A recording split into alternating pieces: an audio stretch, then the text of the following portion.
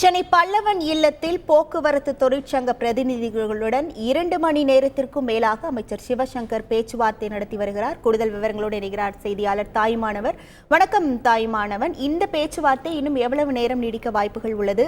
அங்கு என்னென்ன கோரிக்கைகள் வைக்கப்பட்டுள்ளன?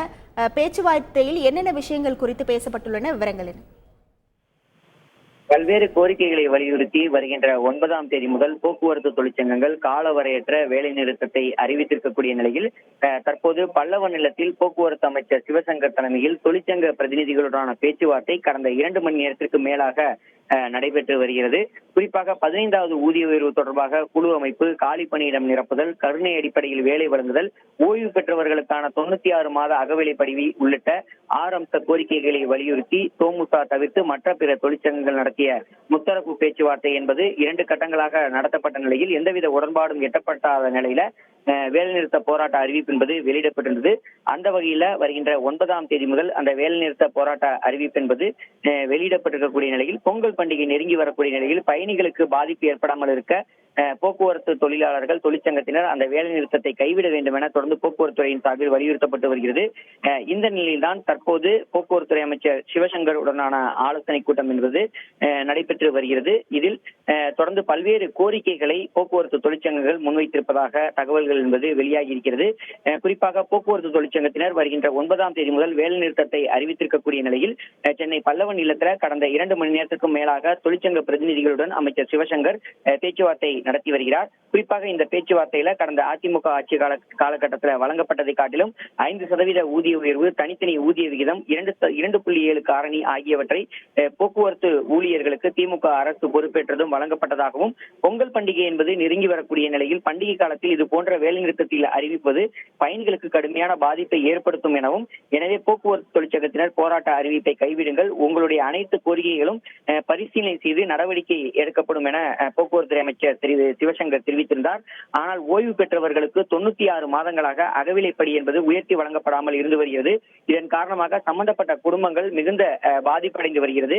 எனவே குறைந்தபட்சம் அந்த கோரிக்கையை நிறைவேற்றினால் மட்டுமே இந்த போராட்ட அறிவிப்பை திரும்ப பெற முடியும் என தொழிற்சங்கங்கள் தொடர்ச்சியாக வலியுறுத்தி வருகிறார்கள்.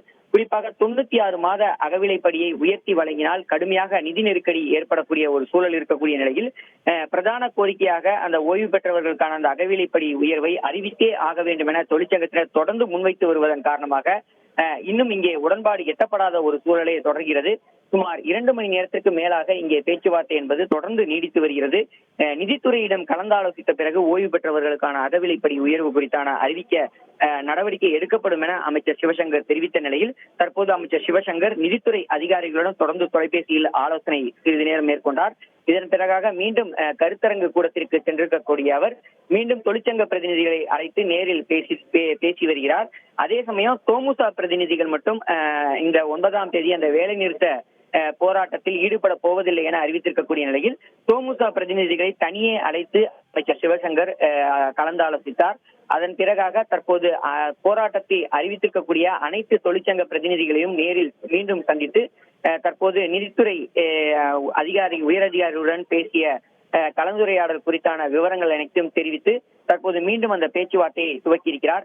2 மணி நேரம் கடந்துவிட்டது. தற்போது வரை இந்த போராட்டம் குறித்தான எந்த ஒரு நடவடிக்கையும் இதுவரை எட்டப்படவில்லை.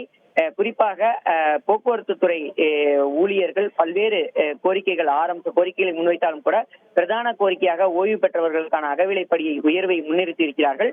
அந்த கோரிக்கையை குறித்தால்தான் தற்போது போக்குவரத்து துறை அமைச்சர் அவர்கள் தொடர்ந்து ஆலோசித்து வருகிறார். உங்கள் முழு விவரங்களுக்கு நன்றி தாயுமானவன். செய்திகளை உடனுக்குடன் தெரிந்து கொள்ள உடனே சப்ஸ்கிரைப் பண்ணுங்க.